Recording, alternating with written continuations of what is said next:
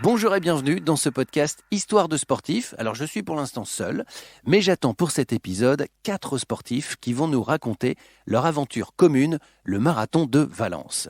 Ils vont vous partager leur préparation ensemble avec l'énergie du groupe, la course bien sûr, les émotions à l'arrivée, bref, vous allez découvrir comment une épreuve sportive si individuelle peut être un projet collectif. Le temps de l'intro et on se retrouve avec nos marathoniens.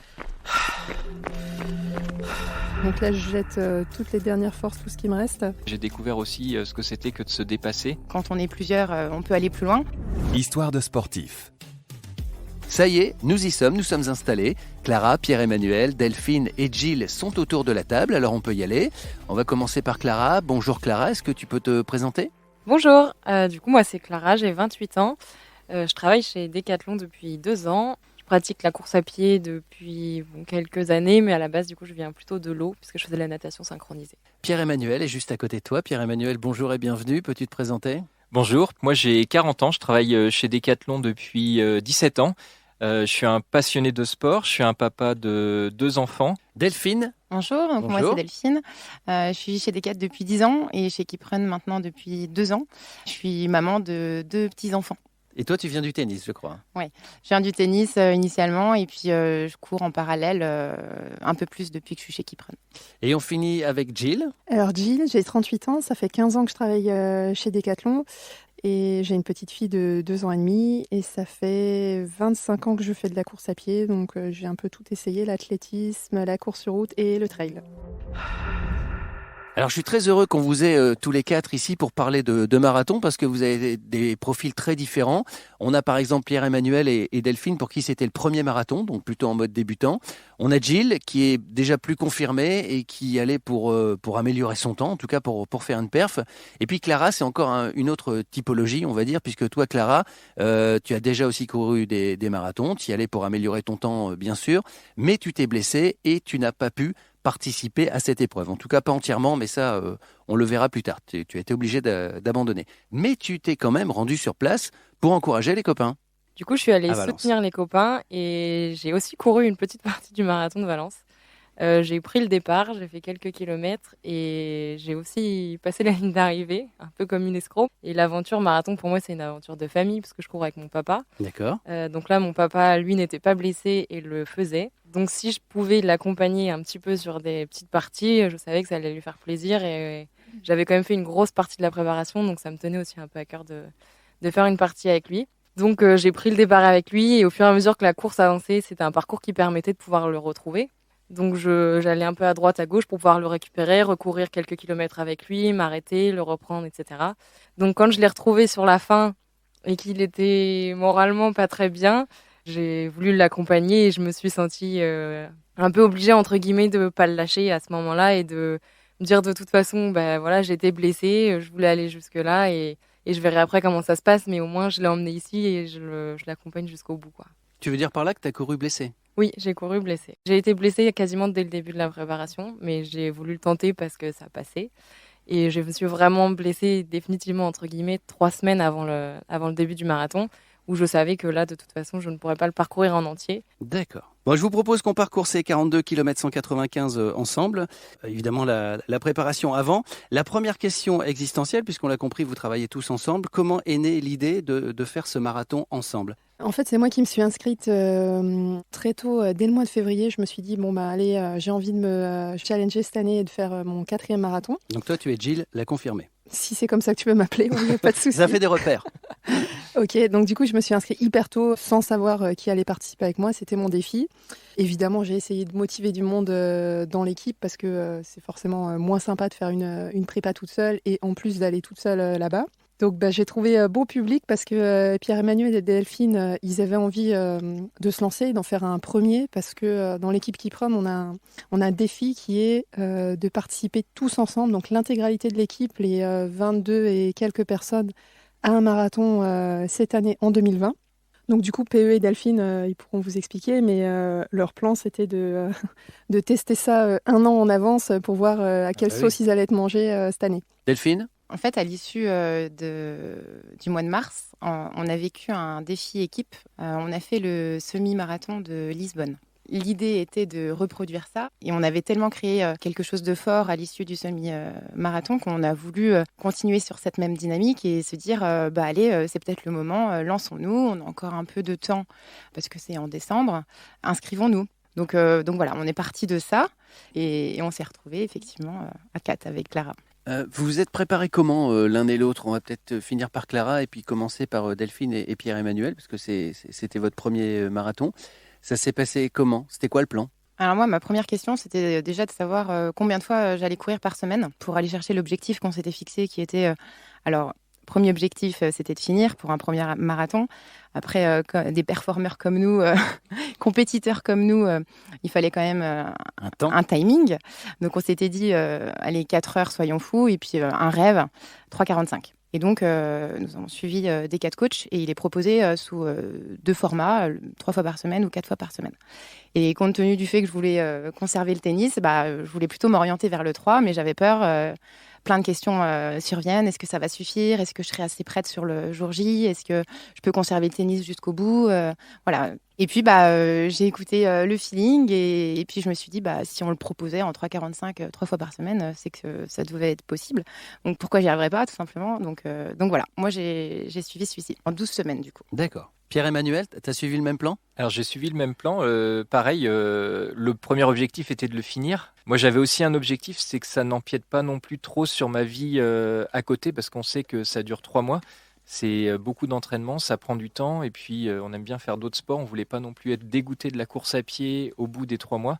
Et toi, Jill? Moi, comme eux, j'avais une préparation en 12 semaines, mais pour le coup, j'avais une 4e séance dans la semaine. Donc, ce qui n'est pas non plus excessif, parce que je ne l'ai pas dit au début, j'ai une petite fille aussi, donc je ne voulais pas passer ma vie et ma semaine à m'entraîner. Et donc, mon plan, je l'ai eu par un collaborateur de Décathlon Antibes, Jérôme. Donc, je lui fais une petite dédicace, du coup. Et c'est lui qui m'a coaché sur toute la préparation. Donc, pour le coup, moi, comme je cours régulièrement, c'est surtout la durée des entraînements qui était plus longue. Mais en termes de fréquence d'entraînement, c'était comme d'habitude, comme le reste de l'année, mes 4 séances par semaine. Clara, toi, alors comment ça s'est passé? Parce qu'on sait que tu t'es blessée. Tu n'as pas pu courir ce marathon, en tout cas en entier, même si tu as triché un petit peu pour accompagner ton papa. J'ai pas commencé la prépa dans les meilleures conditions parce que j'avais déjà des douleurs en commençant la préparation. Chaque semaine que je faisais était un peu une croix cochée dans le calendrier en me disant c'est bon, celle-là je l'ai passée, on verra comment ça passe la semaine d'après.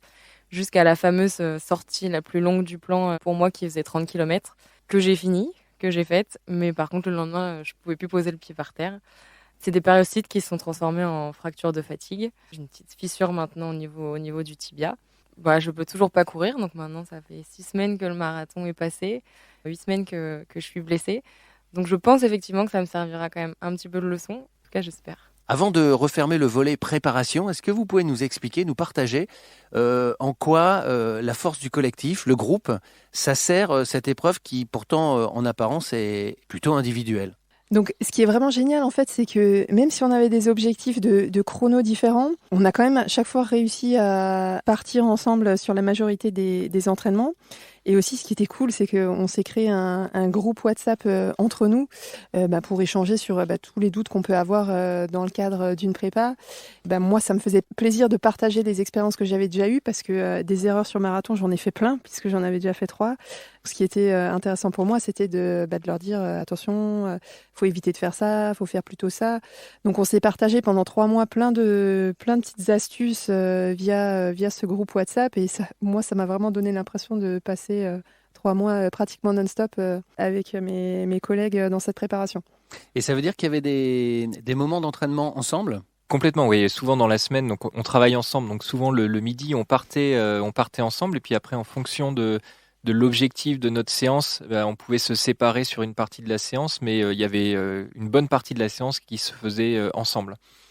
Dans ce que disait Jill, ce qui a été plutôt sympa, moi j'y connaissais pas grand-chose, notamment dans la phase de préparation, et donc dans le petit groupe WhatsApp, un soir, elle s'est mise à nous envoyer une photo elle nous parlait d'un produit avec des algues, prendre de la spiruline.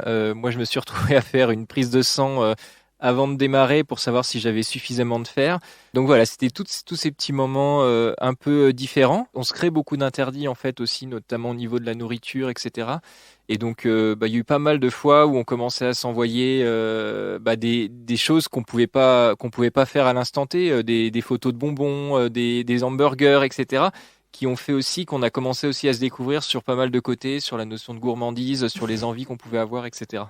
C'est quelque chose qui t'a apporté aussi, toi, Delphine, cette énergie du groupe? C'était vraiment génial parce qu'en fait, on a des profils et des personnalités qui sont quand même différentes. On avait l'experte et les débutants. Et c'était hyper agréable et rassurant aussi d'être accompagné, d'avoir des conseils.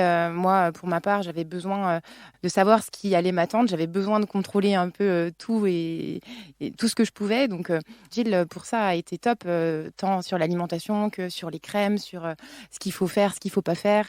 Même si après, on essaye quand même de prendre du recul et de se dire, bon c'était quand même son 4e, donc elle sait ce qui lui correspond. Donc, à nous de trouver la juste mesure pour que ça nous convienne à nous aussi. Moi, ce que j'ai trouvé super dans le collectif, c'était qu'on était vraiment complémentaires et voilà que on a su aussi bien se motiver que s'encourager, que se soutenir. C'était la puissance du collectif, quoi. C'était vraiment agréable. Et puis ça pousse aussi à sortir quand on n'a pas envie. Exactement. On en a eu plus d'une des sorties comme ça où de savoir que tu as les collègues qui y vont et que tu n'es pas tout seul, ça te donne envie. Enfin, l'énergie, tu vas la trouver là, en fait, à travers le collectif, parce que tu sais que tu n'es pas tout seul et que tu ne vas pas en chier tout seul, quoi.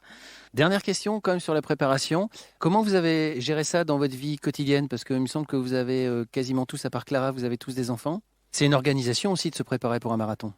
Ouais, c'est vraiment une organisation. Donc moi, pour ma part, j'ai mon conjoint qui fait de la course à pied aussi. Donc nous, on essaye concrètement de se répartir l'année pour avoir nos objectifs à des moments différents.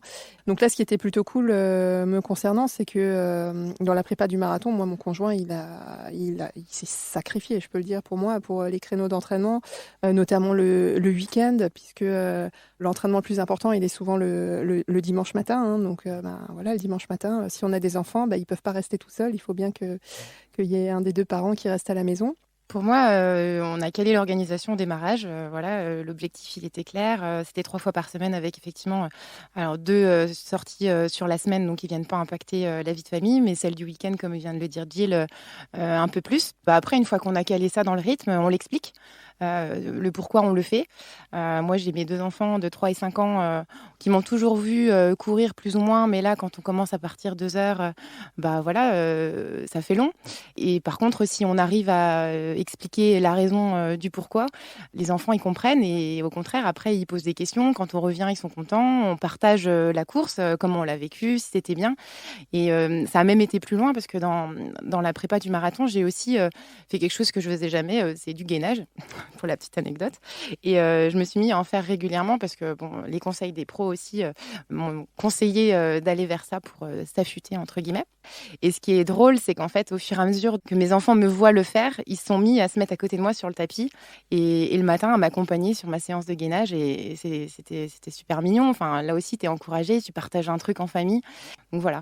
Pierre-Emmanuel, toi, tu as fait du gainage en famille aussi? Je sais que tu as 2 enfants. Alors oui, je faisais du gainage aussi le matin, justement avec mon fils qui venait m'accompagner pendant une dizaine de minutes à chaque fois. Les sorties se faisaient souvent le midi. Et évidemment, il y avait la sortie du dimanche matin qui se faisait souvent en démarrant à 6h30 ou 7h. Justement pour être rentré en général à 9h, 9h30 et pouvoir participer à la vie de famille tout le dimanche. Ce qui est assez sympa en fait, c'est que le marathon, même si on le fait de notre côté, en fait, on le partage quand même beaucoup en famille. Il y a pas mal de sacrifices, que ça soit au niveau de la nourriture. Moi, sur les 15 derniers jours, on se retrouvait à tous manger des pâtes. Mes enfants voulaient aussi m'accompagner dans la façon de manger, etc. Donc ça, c'est plutôt des moments sympas. Puis après, c'est quand on rentre chez soi, c'est la médaille. Et ça, c'est vraiment quelque chose d'hyper important pour des enfants.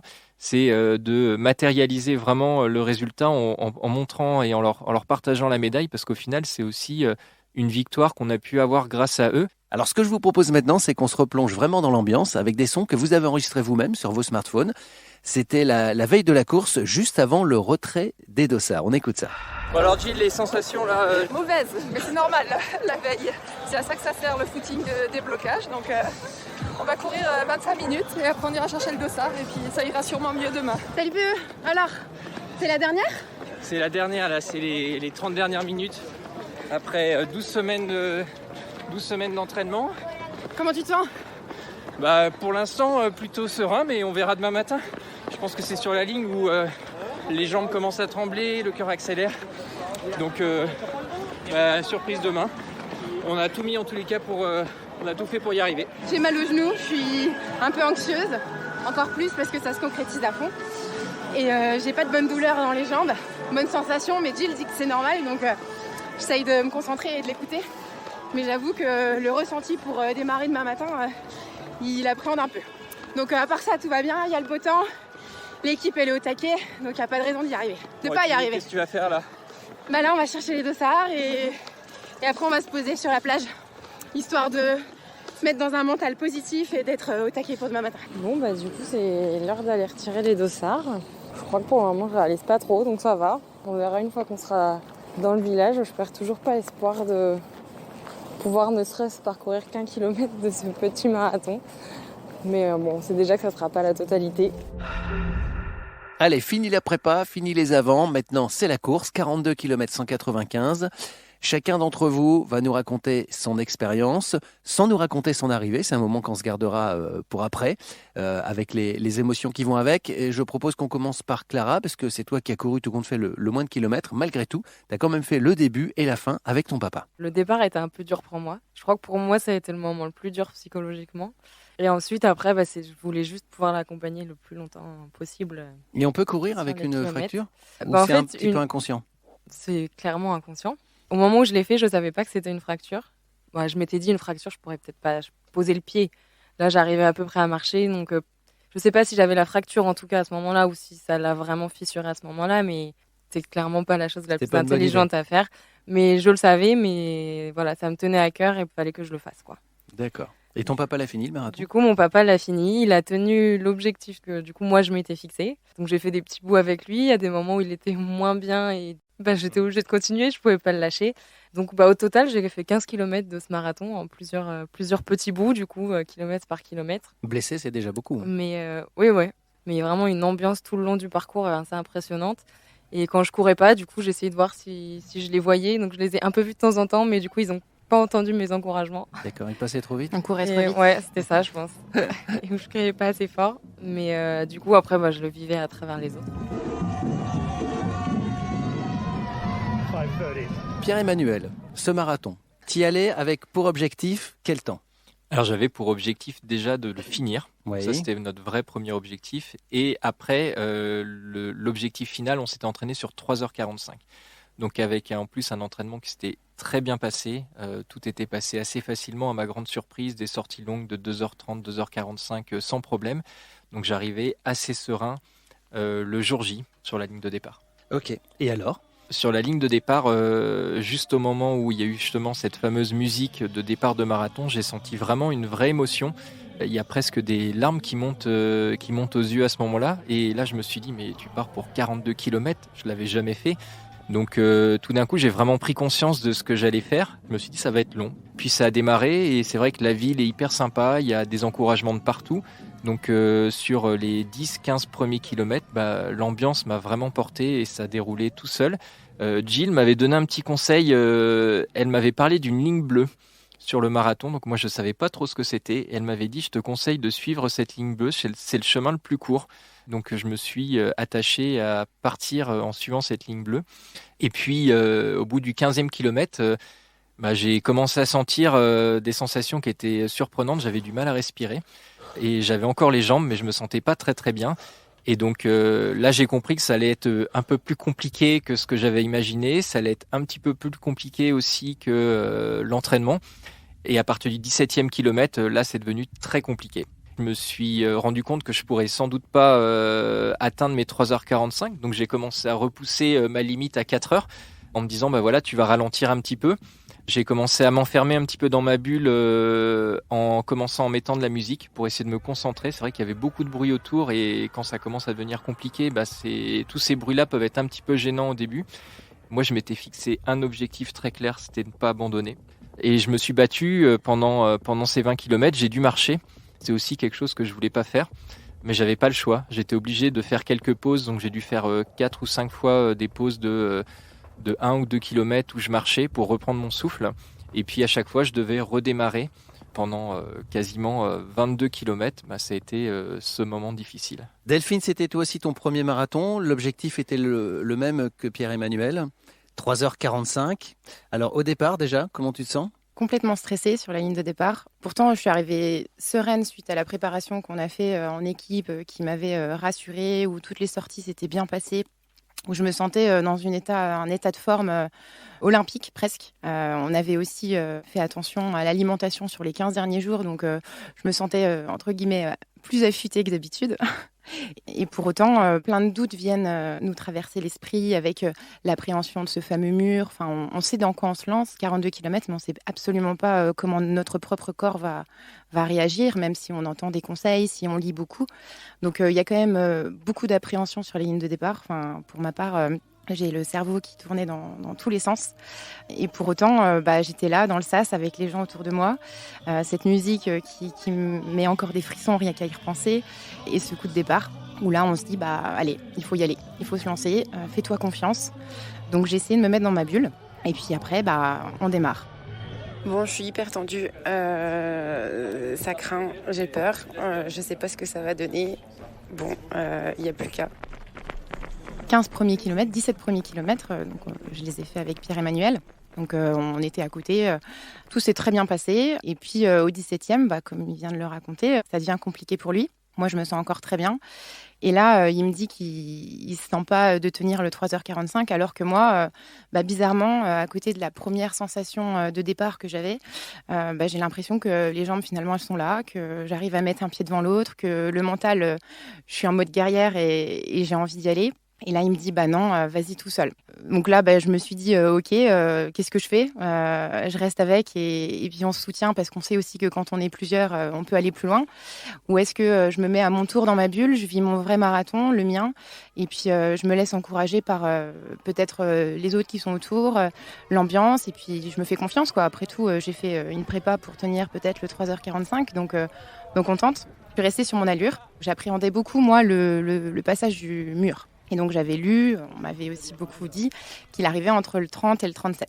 Et au 25, je me suis dit, c'est peut-être le moment de se mettre dans sa bulle. Donc, jusqu'au 25, je m'étais laissée porter par la foule qu'il y avait autour, comme on n'est jamais seul, comme je disais. Par contre, au 25, j'appréhendais tellement que je me suis dit, c'est peut-être le moment où il faut se mettre dans ma bulle. Et j'avais prévu ma musique. Donc là, je l'ai sortie. Et puis, j'ai mis une playlist qui était plutôt dynamique. Ça me correspond. Et je me suis laissée porter par les musiques qui défilaient.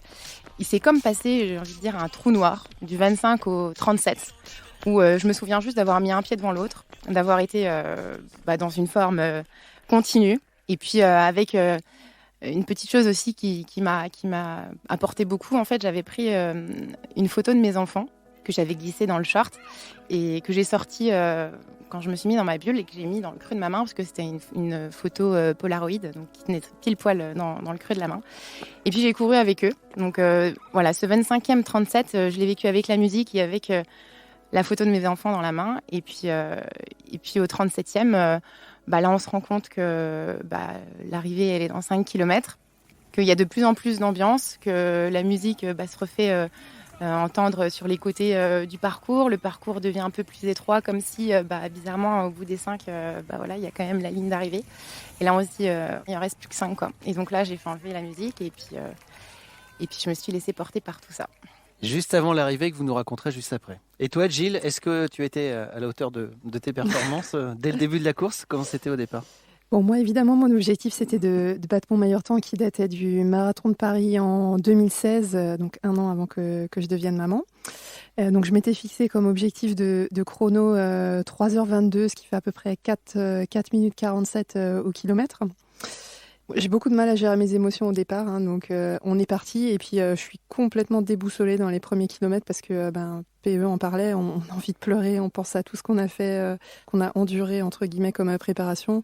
Et aussi, moi, je pensais beaucoup à la chance que j'ai de pouvoir refaire un marathon alors que je suis devenue maman, parce que quand on fait du sport depuis longtemps et qu'on devient maman, on redoute un petit peu de ne pas pouvoir recourir comme avant. Donc ça a duré quasiment 5 km où j'arrivais pas du tout à me mettre dans la course, j'étais vraiment dans l'émotion, complètement à fleur de peau, donc ça se ressentait sur le cardio parce que j'étais tout de suite très très haut. J'ai réussi, grâce à ma playlist fétiche, à enfin me mettre dans la course au bout de 5 kilomètres. Et ensuite, tout c'est très bien passé jusqu'au 15e kilomètre. J'étais vraiment en mode métronome, donc à la seconde près quasiment sur les objectifs que je m'étais fixés pour les temps de passage. Et par contre, à partir du 15e, j'ai commencé quand même à sentir qu'il y avait 2-3 petites choses qui n'allaient pas très très bien. Donc j'avais relativement chaud. J'aime pas trop la chaleur. Et là, pour le coup, je pense qu'il faisait bien 22 degrés. Et en plus, à Lille, on s'était entraîné dans des conditions qui étaient pas folles quand même, hein. Il faisait relativement froid. On a souvent eu de la pluie. Donc là, pour le coup, c'était vraiment un petit choc thermique. Donc néanmoins, j'ai quand même réussi jusqu'au semi-marathon à maintenir l'allure, mais je sentais que ça risquait de pas passer jusqu'au bout. Donc à partir du semi, je suis rentrée en mode gestion. Je vais probablement pas atteindre l'objectif des 3h22 que je me suis fixé. Par contre, j'ai 5 minutes de marge encore sur mon record, puisque j'avais prévu je souhaitais l'abaisser de 5-6 minutes. Donc j'ai pas explosé. Par contre, l'allure baissait inexorablement. À partir du 25e, je commence à décrocher. Je commence à me rapprocher dangereusement de mon chrono. Et puis là, pour le coup, à partir du 30e, là, c'était pas tout à fait le même objectif. Je sentais que j'arriverais plus à battre mon record. Mentalement, j'ai un peu décroché, sans toutefois avoir un mur énorme, puisque j'ai réussi à pas marcher. Je suis pas passée au-dessus des 5 minutes 30 au kilomètre, donc c'était pas non plus la méga catastrophe. Et ensuite, quand on est arrivé à 5 km de l'arrivée, j'ai regardé ma montre, ce que j'avais plus fait depuis un moment, et je me suis dit, peut-être qu'en me secouant un petit peu sur les 5 derniers kilomètres, je peux peut-être encore battre mon record. D'accord. Oui, puisque l'arrivée, c'est maintenant. C'est le suspense.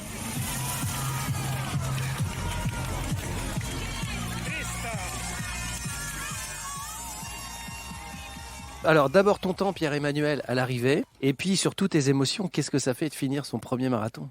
Alors moi j'ai mis 4h30 finalement, 45 minutes de plus que ce que j'avais prévu. Je me suis vraiment battu tout le marathon et j'ai découvert aussi ce que c'était que de se dépasser, notamment sur la dernière partie de la course. J'ai vu des personnes qui étaient des fois dans des fauteuils roulants, des personnes qui étaient malades et qui aussi pouvaient courir et qui m'ont justement donné aussi cette force de continuer. Les 2 derniers kilomètres étaient extrêmement difficiles. En revanche, comme j'avais décidé d'aller jusqu'au bout, j'ai absolument pas lâché. En arrivant sur la ligne d'arrivée, je me suis complètement effondré dans les 2 minutes d'après, déjà de fatigue, beaucoup de mal à reprendre mon souffle et aussi d'émotion. La première chose que je me suis dit, c'est finalement tu l'as fait. Et puis très rapidement, en fait, la première chose qu'on fait, c'est qu'on cherche ses collègues et ses copains. Ils étaient arrivés depuis un petit bout de temps, au final, il y en a qui étaient arrivés plus d'1 heure avant. Les premiers mots qu'ils m'ont dit, ça a été de me réconforter aussi, parce qu'ils ont senti aussi cette déception d'arriver 45 minutes après l'objectif. Puis après, très rapidement, une fois la ligne franchie, au bout de 5-10 minutes, on commence à reprendre ses esprits, la déception commence à passer. On est déjà dans l'étape d'après, c'est profiter. On va aller prendre un bon repas, on va boire un bon verre, et puis on va partager ces moments ensemble. Delphine, tu es donc arrivée, j'imagine, un petit peu avant Pierre-Emmanuel. Tu l'attendais à l'arrivée, ça s'est passé comment toi ton arrivée et quel temps as-tu fait ? Alors moi au 37e, j'ai encore des jambes et bizarrement je retrouve même une énergie, je sais pas d'où elle vient mais je me dis peut-être que je peux encore accélérer. Et puis j'accélère la cadence et je passe l'arrivée à 3h45 et quelques secondes. Je l'ai fait, 3h45, je suis tellement fière. Une grande première, c'est un truc de dingue, j'ai mal partout mais j'ai pas lâché, j'ai vécu une super course. Du plaisir de dingue et une ambiance de folie. Mais 3h45, ça y est, c'est fait, c'est derrière, je l'ai fait. Une grande première pour moi, je suis tellement euphorique, excitée, je suis fière. Voilà, c'est les émotions du moment, les premiers mots.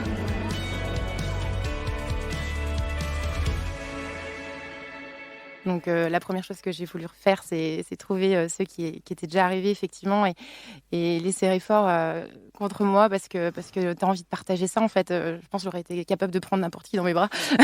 mais non, c'est fort, c'est intense. Après, on s'écroule par terre de fatigue effectivement parce qu'on a quand même couru 42 km. On se dit mon Dieu, mais par quoi je suis passée ? On se redéfile sa course des 42 bornes et on se dit j'y suis arrivée. Et là après, on pense à tous les gens qui nous ont encouragés depuis le début, les sacrifices effectivement qui ont été faits sur la prépa, notamment des sorties longues quand il fallait partir 2 heures, 2 heures et demie et laisser ses enfants et tout le monde à la maison pour se dire bah non, j'ai un objectif, je veux y arriver. Donc du coup, on pense à tout ce monde-là qui nous encourage, qui nous ont peut-être suivis pour la plupart sur chaque kilomètre de la course, parce qu'après on regarde son portable et on voit les milliers de messages qu'on a reçus. Et alors là, ça fait prolonger un peu plus le moment de manière intense. Et non, c'est super fort. C'était génial. Pour la petite histoire, il y avait une chose qu'on avait repérée depuis la préparation, c'était la ligne d'arrivée. La ligne d'arrivée à Valence, elle est un peu spéciale, c'est qu'elle longe toute une partie avec de l'eau, et puis il y a un superbe tapis bleu. Et je pense que ce moment-là, on en avait parlé ensemble plein de fois, on avait vu cette photo-là. Ça a été un vrai moment aussi d'émotion parce qu'on visualise vraiment l'objectif final, on vit ce moment hyper fort. Moi j'avais des frissons sur le dernier kilomètre. En fait, ils ont fait ça de manière très bien où ils annoncent les mètres restants jusqu'au passage de la ligne d'arrivée avec sur les 195 mètres derniers ce fameux tapis bleu. Plus on avance, plus on accélère bizarrement et plus moi j'avais des frissons, la chair de poule qui montait et l'émotion alors que j'avais même pas passé la ligne d'arrivée qui était là et par contre t'as le sourire jusqu'aux oreilles, tu te rends compte en fait de ce que tu es en train d'accomplir et ça peu importe l'objectif, peu importe le chrono sur la ligne d'arrivée et ça a pas de prix ça. Rien que pour ça. Ça avait une importance pour toi, Jill. Comment s'est passée ton arrivée ? Du coup, les 5 derniers kilomètres du marathon, c'est toute une aventure parce que c'est souvent les 5 plus longs kilomètres de notre vie. J'ai essayé encore de m'accrocher à mon record d'il y a 2 ans. J'ai tout donné, vraiment, dans les 5 derniers kilomètres. J'étais pas bien, j'avais chaud, j'avais mal au ventre, donc c'était vraiment relativement dur pour moi les 5 derniers kilomètres. Je rentre dans le dernier kilomètre, je regarde ma montre, je me dis waouh, je suis vraiment tout proche de mon record, mais vraiment tout proche. Donc là, je jette toutes les dernières forces, tout ce qui me reste. Malheureusement, je passe la ligne d'arrivée en 3h27 et 58 secondes, donc 22 secondes de plus que mon record, ce qui est finalement rien du tout. Par contre, j'ai eu une arrivée un peu moins glamour que Delphine parce que j'ai eu quelques petits soucis médicaux à l'arrivée. Globalement, c'est pas très poétique, mais j'ai vomi tout ce que j'ai bu et mangé pendant le marathon. Ah oui. Donc c'est pas très glamour, mais voilà. Donc je me sentais tout de suite très bien ensuite. J'ai retrouvé Jérémy, donc le collaborateur de Décathlon Mont-de-Marsan qui avait partagé le week-end avec nous et qui était arrivé, je crois, trentaine de minutes avant moi. Donc on s'est retrouvés tous les deux. Et après, on a commencé à surveiller l'application mobile parce qu'on savait que Delphine était en train de faire une course de malade. On la suivait sur l'application, donc on savait qu'elle allait être super contente et que ça allait être un exploit magnifique. Donc on l'a attendue tous les deux sur la ligne. Et puis quand elle est arrivée, forcément c'était la grosse séquence émotion. On a pleuré, on s'est pris dans les bras, on était contente et c'était juste fou. Puis moi, d'un point de vue personnel, très rapidement, je suis quand même passée sur une émotion positive parce que 3h30, c'est un peu une barrière, c'est ma barrière symbolique. Il y en a qui en ont d'autres, 4h, 3h, etc. Donc au final, j'étais quand même très contente pour la 2e fois de ma vie d'arriver à passer cette barrière symbolique. Après avoir eu un bébé. Et après avoir eu un bébé, donc au final, je me suis dit, bon, ok, j'ai retrouvé mon niveau, j'ai peut-être pas battu mon record, mais à quelques secondes près, je suis retournée à mon niveau d'avant, donc ça m'a hyper motivée pour la suite et pour en refaire d'autres dans les années qui viennent. Peut-être une anecdote ? Bon, il y en a beaucoup des anecdotes. Je crois qu'un truc qui nous a bien rassemblés, c'est la bouffe. On était partis avec beaucoup de bonbons dans nos valises parce que c'était vraiment l'interdit sur les 2 dernières semaines. Et ça a été une des premières actions quand on est arrivé, c'est se jeter sur nos bonbons. Avant qu'on se quitte, je vais vous poser une dernière question. Je vais vous demander de répondre par une phrase, chacun votre tour. Quand on court, quand on fait du road running et surtout des longues distances, il y a toujours un moment de la course où on se dit mais qu'est-ce que je fais là ? Pourquoi je cours ? Vous, pourquoi vous courez le marathon ? On peut commencer par Clara ? Moi, comme je dis, l'histoire aussi des marathons est une histoire de famille. Donc pour le premier que j'ai fait, en tout cas que j'ai terminé, pourquoi je le faisais, c'était pour réaliser le rêve de mon père. Delphine ? Moi, j'ai fait un marathon pour plus la découverte humaine et se rendre compte que finalement, pour une femme, maman, qui a aussi un boulot prenant à la fois, accomplir des expériences sportives de ce niveau-là, c'est complètement possible et réalisable. Et toi, Jill ? Et moi, je cours pour entretenir un peu l'héritage familial parce que je viens d'une famille de coureurs. Donc, je suis hyper fière de continuer dans cette lignée. Mon papa a fait 2h40 au marathon, moins de 30 minutes au 10 km. Et je suis la seule de la fratrie à faire de la course à pied. Donc, c'est pas du tout une pression. Par contre, je suis hyper contente de continuer à courir. Pierre-Emmanuel? Alors moi j'ai couru pour mon fils, donc qui a 8 ans, qui est dyslexique et qui au final rencontre des difficultés à l'école depuis quelques années pour apprendre à lire. Et donc je lui explique qu'il ne faut jamais abandonner. Je tenais vraiment à lui ramener la médaille et de lui réexpliquer ça et surtout de lui raconter derrière que même si c'était difficile, on pouvait arriver à la fin. C'était vraiment un moment de motivation très fort et qui m'a permis de rester jusqu'au bout. On vit ce moment hyper fort. Tu te rends compte en fait de ce que tu es en train d'accomplir. Et voilà, ça me tenait à cœur et il fallait que je le fasse, quoi. On a pleuré, on s'est pris dans les bras, on était contentes et c'était juste fou. Merci beaucoup d'avoir suivi ce podcast. Avec toute l'équipe, on est en train de vous en préparer plein d'autres, de belles histoires de sportifs en perspective. Donc je vous dis à très vite. Si vous avez aimé d'ailleurs cet épisode, n'hésitez pas à le partager. Et puis je remercie bien sûr les 4 fantastiques qui étaient autour de cette table aujourd'hui. Merci à vous. Merci. Merci. À bientôt.